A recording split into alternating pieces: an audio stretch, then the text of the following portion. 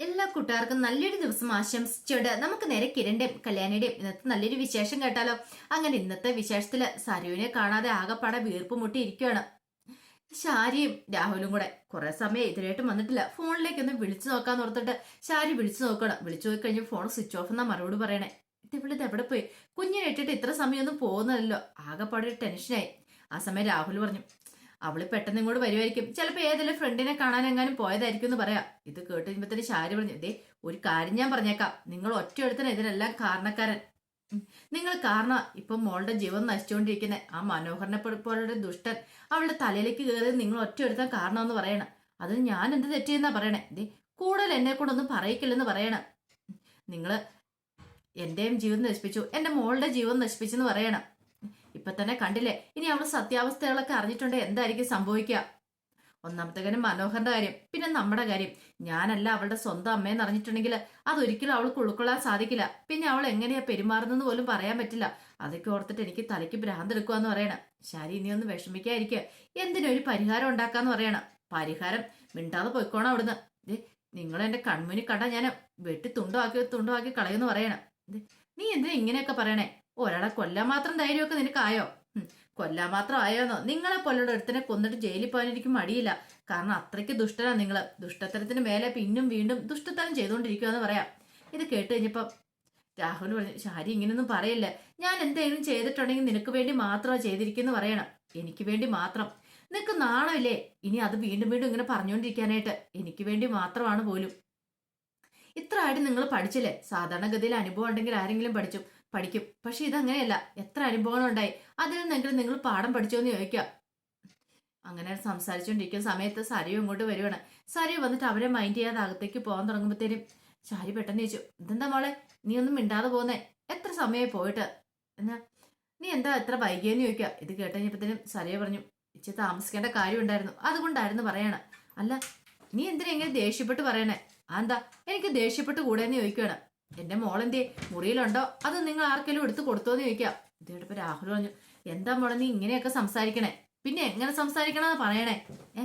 നിങ്ങള് ഇനിയാണെന്ന് കൂടുതലൊന്നും പറയുന്നില്ല എന്നും പറഞ്ഞിട്ട് അകത്തേക്ക് അങ്ങോട്ട് കയറി പോവാണ്. പിന്നീട് ചെന്നിട്ട് മോളെ കോരിയെടുക്കുക. മോളെ കോരിയെടുത്തിട്ട് സരുവിന്റെ കണ്ണുകളൊക്കെ നിറഞ്ഞു വന്നു.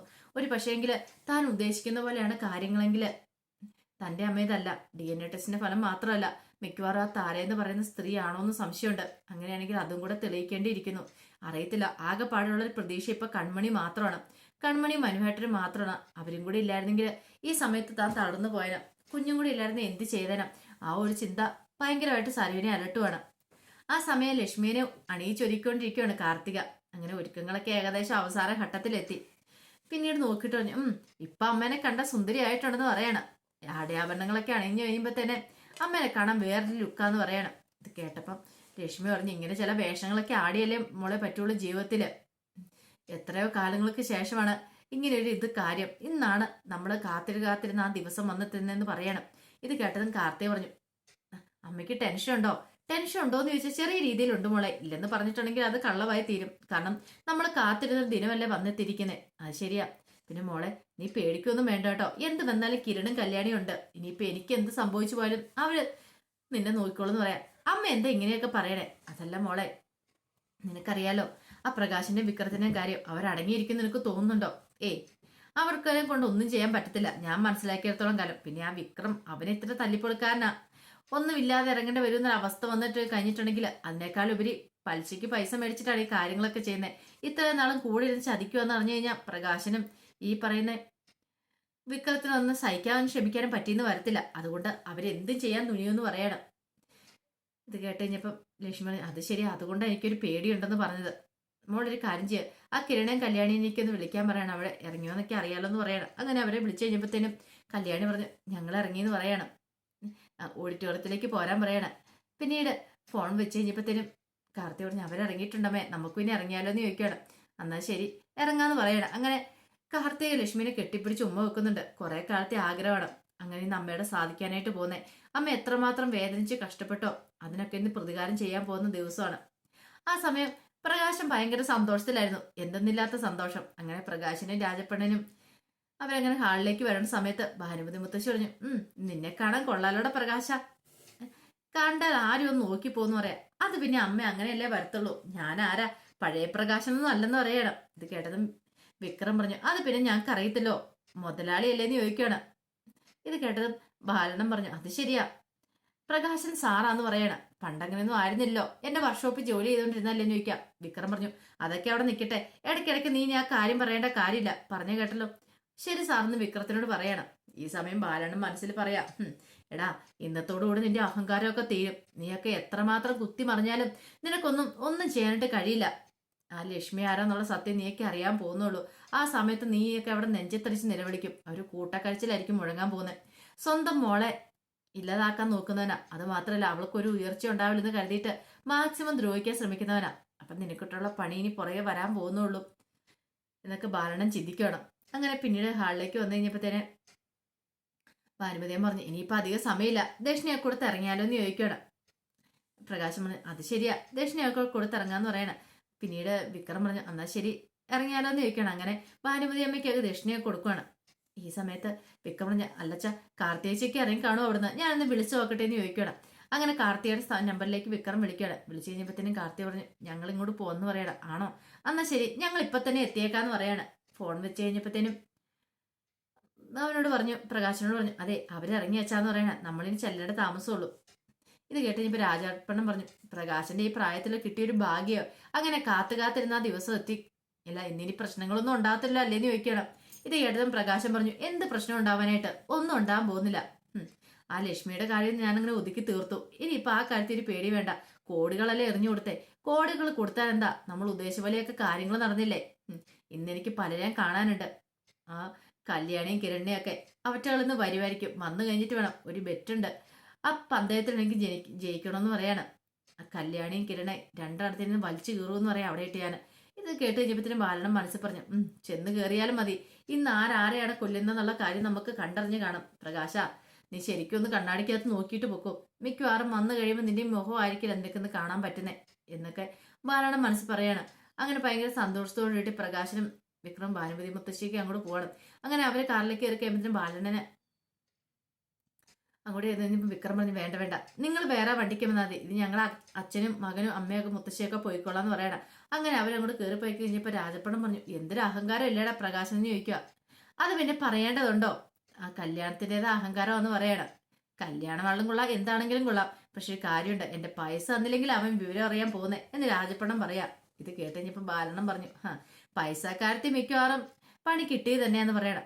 എന്താ ബാലൻ നീ അങ്ങനെ പറഞ്ഞേ? ഏയ് ഒന്നുമില്ല, ഞാനങ്ങോട്ട് പറഞ്ഞോളെന്ന് പറയണം. ബാലനിന് കാര്യങ്ങളൊക്കെ അറിയാലോ, എന്തൊക്കെയാ സംഭവിക്കാൻ പോകുന്നുള്ള കാര്യങ്ങളൊക്കെ. പിന്നീട് ലക്ഷ്മിയമ്മയും കാർത്തേക്ക് ഓഡിറ്റോറിയത്തിലേക്ക് വരുവാണ്. ഈ സമയത്ത് മനോഹർ വീട്ടിലേക്ക് ചെല്ലുന്നേ. മനോഹറിനെ കണ്ടു കഴിഞ്ഞപ്പോഴത്തേനും സരുവിനാണ് കണ്ണൊക്കെ നിറഞ്ഞു വന്നു. മനുവേട്ടനോട് സത്യങ്ങളൊക്കെ തുറന്നു പറയണോ? വേണ്ട, മനുവേട്ടൻ അറിഞ്ഞിട്ടുണ്ടെങ്കിൽ എന്ത് വിചാരിക്കും? തന്റെ അച്ഛനും അമ്മേനെ കുറിച്ച് ഇത്രയും കാലം താൻ വഞ്ചിക്കപ്പെടുവാരെന്ന് അറിഞ്ഞു കഴിഞ്ഞാൽ മനുവേട്ടനെ പോലും സഹിക്കാൻ പറ്റിയെന്ന് വരത്തില്ല, തനിക്ക് പോലും സഹിക്കാൻ പറ്റുന്നില്ല. പിന്നീട് മനോഹർ വന്നിട്ട് ചോദിച്ചു, എന്താ മോളൂ നിന്റെ മുഖം എന്താ വല്ലായിരിക്കണം നിൽക്കും? ഒന്നുമില്ലാന്ന് പറയണം. എന്തോ കാര്യമായിട്ടുണ്ടല്ലോ, എന്ത് കാര്യമുണ്ടല്ലോ എന്നോട് തുറന്നു പറ. ആദ്യം ഓർത്ത് പറയണോ വേണ്ടയോന്ന്, ഇപ്പൊ വേണ്ട, തൽക്കാലത്തേക്ക് സത്യങ്ങൾ മുഴുവൻ കണ്ടുപിടിച്ചിട്ട് പറഞ്ഞാൽ മതി എന്നൊരു ചിന്തയായിരുന്നു മനസ്സിലുണ്ടായിരുന്നത്. ആ സമയത്താണ് ശാരി അങ്ങോട്ടേക്ക് വരുന്നത്. ശാരി നോക്കി കഴിഞ്ഞപ്പോൾ മനോഹറും സരിയും കൂടെ സംസാരിച്ചിരിക്കുന്നുണ്ടു. ശാരിക്ക് ഒട്ടും അതൊന്നും ഇഷ്ടപ്പെട്ടില്ല. ഇപ്പോഴും അവൻ തന്റെ മോളെ വഞ്ചിച്ചുകൊണ്ടിരിക്കുകയാണ്. അവൻ എങ്ങോട്ടെങ്കിലും പോകുവാണെങ്കിൽ കുഴപ്പമില്ലായിരുന്നു, പക്ഷെ ഇപ്പോഴും കണ്ടോ ഉടുമ്പിനെ പോലെ തന്റെ മോളെ ചുറ്റി വരഞ്ഞിരിക്കുക. അവന് കിട്ടേണ്ട പൈസ കിട്ടാതെ അവൻ ഒരിക്കലും പോകാനായിട്ട് പോകുന്നില്ല. എങ്ങനെ ഇവനെ ഒന്ന് പുകച്ച് പുറത്തിയാടിക്കും? എന്തേലും ഉടനെ ചെയ്തേ മതിയാകുള്ളൂ, അല്ലെങ്കിൽ തന്റെ മോളുടെ ജീവിതം ഇനിയും തീരുമെന്നുള്ള കാര്യത്തിൽ ശരിക്കും ഒരു സംശയമില്ലായിരുന്നു. ആ സമയം ഓഡിറ്റോറിയത്തിലേക്ക് ചെല്ലുവാണ് കാർത്തിക ലക്ഷ്മിയും കൂടെ. അങ്ങനെ ലക്ഷ്മിനെ അവിടെ ഡ്രസ്സിംഗ് റൂമിലേക്ക് കൊണ്ടിരുത്തുവാണ്. അപ്പം ഡ്രസ്സൊക്കെ മാറി ഒരുങ്ങുന്ന റൂമിലേക്ക് കൊണ്ടിരുത്തിയിട്ട് പറഞ്ഞു, അതെ അവര് വന്നിട്ടില്ല, അവര് വന്നു കഴിയുമ്പോൾ മുഹൂർത്തമായി കഴിയുമ്പോൾ ഞാൻ അമ്മന്ന് വിളിക്കാം, അപ്പൊ ഇറങ്ങി വന്നാൽ മതി എന്ന് പറയണേ. ശരി മോളെ എന്ന് പറയണേ. അങ്ങനെ പ്രകാശനും കൂട്ടരെല്ലാം വരുവാണ്. എല്ലാവരും കൂടെ വന്നു അകത്ത് ആലോചിച്ചുകൊണ്ട് ഇരുത്തി. മുഹൂർത്തത്തിനുള്ള സമയമായി കഴിഞ്ഞപ്പോഴത്തേനും തെരുമേന് പറഞ്ഞു മുഹൂർത്തത്തിന് സമയമായി, അവരെ വിളിച്ചോളാൻ പറയണം, പെണ്ണിനെയും ചക്കനും വിളിച്ചോളാൻ പറയണം. അങ്ങനെ ആദ്യം പോയി കയറിയിരുന്നത് പ്രകാശനാണ്. പ്രകാശൻ കയറി ഇരുന്ന് കഴിഞ്ഞപ്പോഴത്തേനെ പെണ്ണിനെ കൊണ്ടുവരാനുള്ള സമയമായി. അങ്ങനെ ലക്ഷ്മി പതുക്കെ മന്ദം കൂടെ നടന്നു വരുവാണ്. ആ വരവ് കണ്ടപ്പോൾ തന്നെ പ്രകാശൻ അടിമുടിയും നോക്കി. കൊള്ളാം, സൂപ്പറായിട്ടുണ്ട്, നിറച്ച് സ്വർണവും കയ്യേലും കഴുത്തേലും എല്ലാം നിറച്ച് സ്വർണമാണ്. ഇന്നത്തോടു കൂടി തന്നെ ശുക്രദശ തെളിഞ്ഞു. ഈ സമയം ഓഡിറ്റോറിയത്തിന്റെ ഫ്രണ്ട് നിലയിൽ തന്നെ ഇരിക്കുമായിരുന്നു വിക്രവും ഭാനുമതിയമ്മയും. അങ്ങനെ ലക്ഷ്മി വരുന്നുണ്ടപ്പോൾ അവളുടെ മുഖത്തൊരു ഭയങ്കര സന്തോഷം വിടുന്നു. അപ്പം മുഖം മറച്ചിരിക്കുന്നുണ്ടപ്പോൾ പെട്ടെന്ന് തന്നെ ഭാനുമതി മുത്തശ്ശി ചോദിച്ചു, ആ എന്താടാ വിക്രം അങ്ങനെ മുഖം മറച്ചു വെച്ചിരിക്കുന്നത്? ഇതൊക്കെ ഒരു സ്ഥലത്തെ ആചാരങ്ങളല്ലമ്മേ. നമുക്ക് ആചാരങ്ങളൊക്കെ മാറ്റിമറിക്കാനായിട്ട് പറ്റുമോ? ഇതുകൊണ്ട് എന്താ കുഴപ്പം എന്താന്ന് ചോദിക്കുകയാണ്. ഇത് കേട്ടപ്പോൾ ഭാനുമതി മുത്തശ്ശി പറഞ്ഞു, അതാ ശരിയാന്ന് പറയണേ. ആ സമയം പ്രകാശനോർത്ത് ഇതുവരെയായിട്ട് ഇവളുടെ മുഖം ഒന്നും കണ്ടില്ല, ഇതുവരെ കാണിച്ചിട്ടില്ല. ഇപ്പൊ ആണെങ്കിൽ മുഖം മറച്ചു പിടിച്ചാ നിൽക്കുന്നത്, എന്ത് ചെയ്യണമെന്ന് അറിയത്തില്ല. അപ്പൊ അതിന്റെ വിശേഷങ്ങളൊക്കെയാ കാണുന്നത്. ഒരു കാര്യം ഉറപ്പാ, മുഖം കണ്ടു കഴിയുമ്പോഴത്തേനും പ്രകാശൻ എഴുന്നേറ്റ് ഓടും.